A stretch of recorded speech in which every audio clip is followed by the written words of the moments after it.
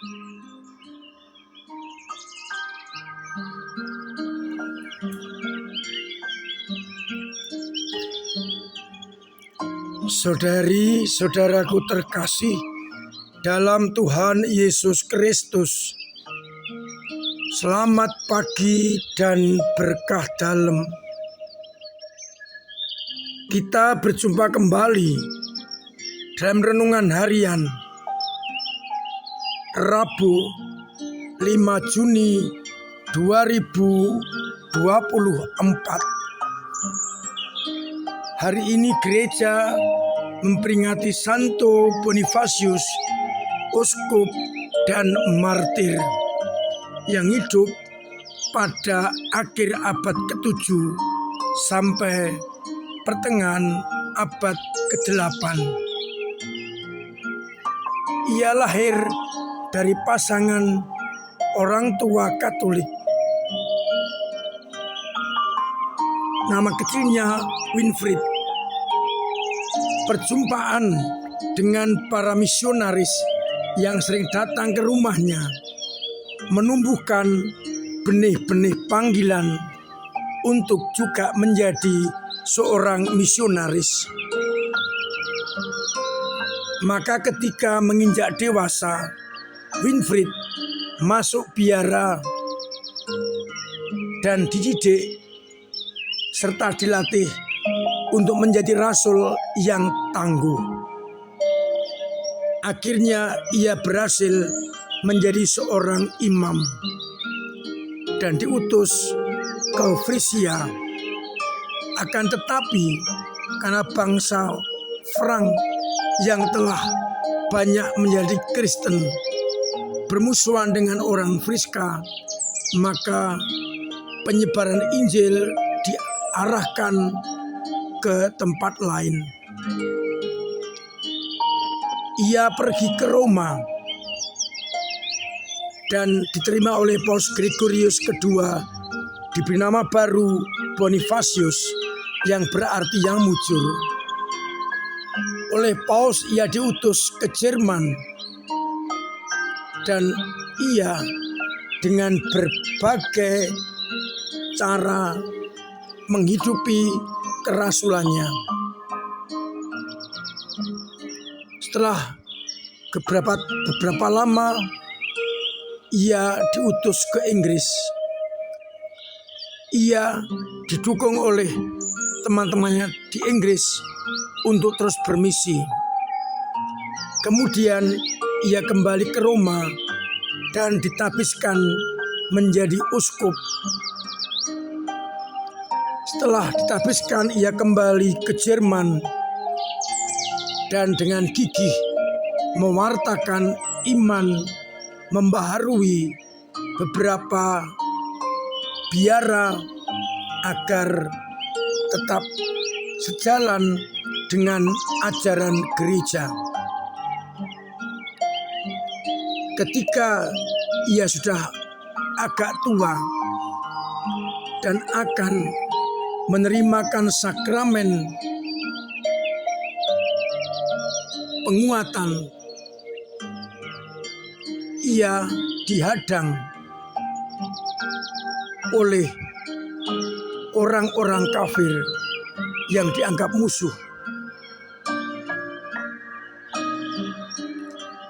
Ia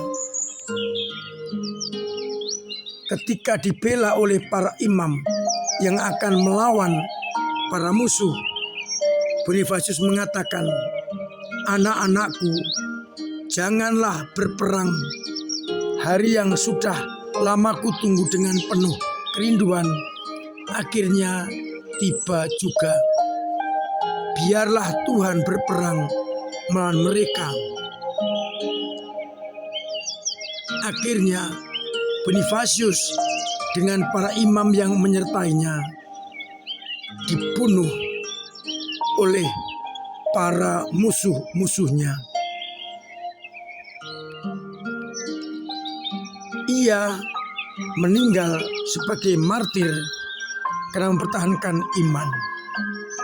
Kita bersyukur dan mohon rahmat Tuhan agar kita pun dimampukan untuk berani seperti Bonifasius yang menyerahkan diri demi iman mereka. Sabda Tuhan yang kita dengarkan hari ini dikutip dari surat Santo Paulus kepada Timotius yang berisi ajakan agar Timotius mengobarkan kasih karunia Allah yang ada dalam dirinya berkat penumpangan tangan Santo Paulus. Itu berarti Timotius diminta untuk tetap menjaga kasih karunia Allah yang ia terima lewat Paulus. Paulus juga mencontohkan, ia pun menderita dan tetap setia pada iman. Sedangkan dalam bacaan Injil dan Injil Markus, kita mendengarkan jebakan atau pertanyaan orang-orang Saduki yang tidak percaya akan kebangkitan dengan cerita 7 laki-laki bersaudara yang memperistri perempuan yang tidak meninggalkan anak. Demikian sampai yang ketujuh-tujuhnya dipertanyakan, siapa yang akan menjadi suami ketika kebangkitan. Dan Yesus menegur mereka atas kedegilan hati mereka bahwa di dunia ini orang kawin dan dikawinkan, tetapi di akhir zaman pada kebangkitan orang akan hidup seperti malaikat. Saudari-saudaraku terkasih dalam Kristus, kita akan menghubungkan kegiatan Bonifasius, bacaan pertama maupun bacaan Injil. Saya awal dari bacaan yang pertama, di mana Paulus menegaskan kepada Timotius agar mengobarkan kasih karunia Allah yang ia terima lewat penumpangan tangan Paulus. Artinya kasih Allah yang ia terima harus diwartakan, dikobarkan, agar akhirnya semua orang mengalami kasih karunia itu. Seperti pengalaman Bonifasius yang rela mempertahankan iman demi kerajaan Allah. Itu berarti orang tidak boleh hanya memikirkan hal-hal duniawi, tetapi hal-hal ilahi, hal-hal surgawi. Maka pertanyaan orang Saduki harus dilawan dengan ajakan agar orang ketika di tengah dunia ini mengarahkan pandangan kepada hal-hal surgawi. Tidak hanya berpikir soal dunia ini, kita arahkan pandangan kita kepada hidup surgawi yang lebih memberikan hidup yang kekal, bukan hidup sementara. Pertanyaan kita, apakah kita sudah memelihara kasih karunia Allah yang kita terima lewat pembaptisan dan kita hidupi serta kita perjuangkan untuk mencapai hidup yang kekal? Selama di dunia ini, baiklah kita arahkan pandangan kita kepada hidup yang kekal yang datang dari Allah. Tuhan memberkati kita sekalian. Amin.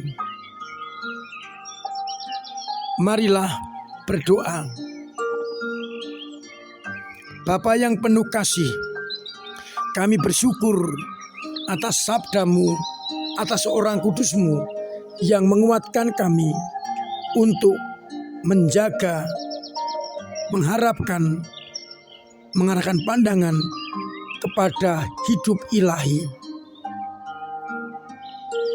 Semoga Engkau menguatkan iman kami yang kadang lemah, kadang jatuh, kadang mandek, agar akhirnya kami boleh mengalami kasih karunia-Mu selalu. Semoga umat-Mu yang sakit Engkau sembuhkan, yang telah berpulang menghadap-Mu Engkau terima dalam pangkuan-Mu, yang punya beban berat Engkau ringankan, yang punya persoalan Engkau bantu mengurai, dan yang kesulitan ekonomi Engkau bantu untuk mendapatkannya. Untuk itu, sertai kami dengan berkat-Mu sendiri, Bapa dan Putra dan Roh Kudus. Amin. Saudara-saudaraku terkasih, tetap saya ajak, saya dorong untuk memiliki pola hidup yang sehat, agar kita benar-benar mengalami keselamatan, kesehatan, dan juga dibebaskan dari segala penyakit, terutama virus corona. Terima kasih untuk peran panjenengan ambil bagian dalam karya gereja lewat doa-doa, lewat karya dan tenaga dalam berbagai kegiatan,